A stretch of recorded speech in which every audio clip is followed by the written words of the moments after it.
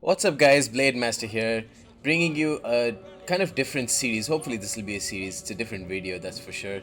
Uh, I know a lot of you like to see tournament battles and like to see top players clash, but at least in Attila and to a lesser extent in Rome too, it gets to be very repetitive.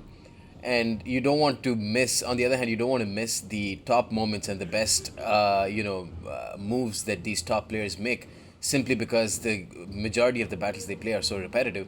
So I've decided to bring a video which takes the best moments from a tournament and compiles them into one video. This is the finest moments in the VODCA Flash tournament, Flash tournament number 2, and let's get to it.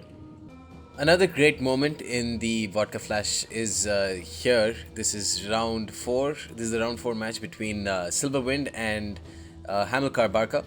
Silverwind is Wolf of Remus clan member. Great player. And in this matchup, the Silverwind has taken the Ostrogoths and he's fighting up against the Alans.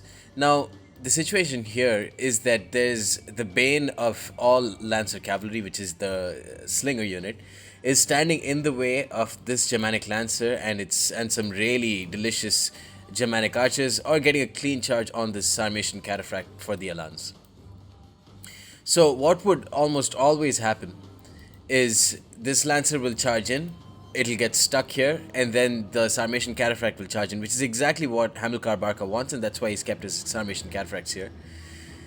But this tactic is not so much about the strategy behind it, but the skill and the timing involved. Take a look at this. He gets a second charge in. He destroys the entire Slinger unit, gets a second charge in with his Germanic Lancers, and now while Hamilcar Barca is moving around his units, he pops rapid advance with his Gothic Warband, getting a clean charge in, getting his infantry to support much quicker, and the Sarmatian Cataphract is basically dead. The Sarmatian Cataphract being much more effective in its usage than the Germanic Lances, but he's managed to make the Germanic Lances work very well. Gets another charge in, sacrifices the Germanic Lancer to get some.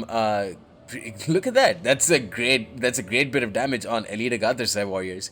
So he basically sacrifices, commits harakiri with his Germanic Lances, but makes sure they get the kills needed to justify their price. They cost 500 talents, they've destroyed an entire Slinger unit, basically destroyed a Sarmatian Cataphract unit, and got 30 kills of Elite Gathersai warrior in the span of, 10 seconds? That's pretty well done for a Germanic Lancer, and well done to Silverwind. This is another excellent moment in the VOD Flash tournament, VODCA Flash tournament. This is between Pokepax and Messias. And Pokepax, this is round 3. Round 3 matches were fought in Woodland. And as part of the Woodland map, a large part of your opponent's army is hidden in the forest. The one unit that Pokepax can see is this noble Germanic horseman. He's got a very cheap step cataphracts here, step bow, and an Uar warrior.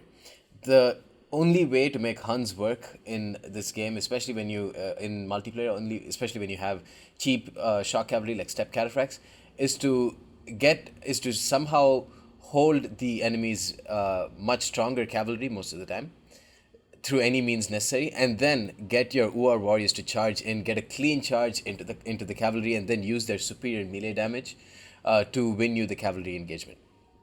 Either that or bring Noble Step Cataphracts, but it doesn't look like Pokepax has brought Noble Step Cataphracts, at least in this situation. Very cheap Step Cataphracts will not do well because there's woods, which will dampen their charge even more. In that case, everything is going, all this, the situation completely favors the Noble Germanic Horseman. But what the Noble Germanic Horseman doesn't have is a timely sword support. Let's see how Pokepax can make that work.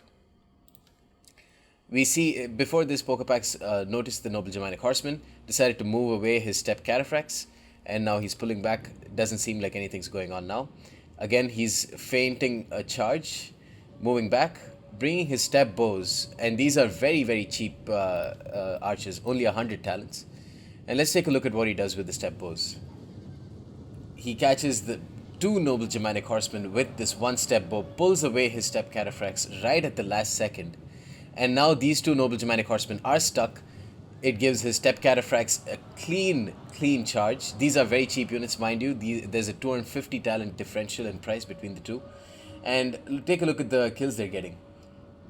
11, 12. This gives him enough time to bring his Bosphorus warriors to attack this Noble Germanic Horseman. It gives his War Warriors enough time with rapid advance to charge into this Noble Germanic Horseman, giving them a massive head start over these Gordon's men who are coming way too late to the party. You can see these Noble Germanic Horsemen taking 21 casualties right off here, and this Noble Germanic Horseman down to half strength before the Gordon's men even decide to come in and show their faces. So yeah, that's why I think this is a very, very cool moment. You guys stay tuned for more. Now, this is another moment from the VODCA Flash, which I thought was quite interesting. This is the semi-finals, game 2, played between BX Baracus and Pokepax. We are viewing BX Baracus' special move here. Let's look at what could possibly happen first. He's brought the Burgundians. He can only bring a total of 4 Royal Lancers, so he's got a couple of Barbed Lancers, who themselves are very nice cavalry, with very good shock, a charge bonus and pretty decent health.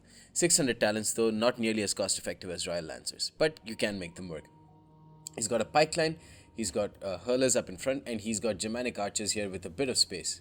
Now, what is his target with these Barbed Lancers? Chosen warriors, chosen warriors, chosen warriors, all ripe for the picking. He sees the cavalry support is too far behind, and there are two things in Attila which, I've kind of had an epiphany in, that those are 2 reasons why I will never succeed in Attila competitively, is that you need to get the basics right and you need to time your moves correctly. Now, I will never get the basics right because I like complicating things, and this is one example of getting the basics right and doing it very well. Barbed Lancers getting a clean charge onto a unit that doesn't have good defense, pulling out, take a lot of casualties, but you've got to understand that chosen warriors are 650 talents, or no, it's probably even more. They're very expensive tier 3 elite units. Barbed Lancers are 600 talents. So if he can destroy one unit, it's in and of itself, the Barbed Lancers would have paid for themselves. But he destroys half a unit, has most of his Barbed Lancers left. Pokepax has not decided to bring cavalry close by, so he decides to go barbs out, balls out, charge the second chosen warrior, and just gets a shit ton more kills. He's already got a single experience chevron off of this. 86 kills. Now he's down to 29 units. It's going to go down to 20 after they throw their axes, I believe. And now he's going to go say, fuck it, it's still a big juicy target. And he's going to just destroy all of these chosen warriors a third time. And this is why I decided to bring you guys this 120 kills on chosen warriors, chieftain with Gedreicht, and a second chosen warrior. This unit paid for itself twice in this single move. This took 10 to 15 seconds, and that's a huge boost for BX Baracus' chances to winning this game.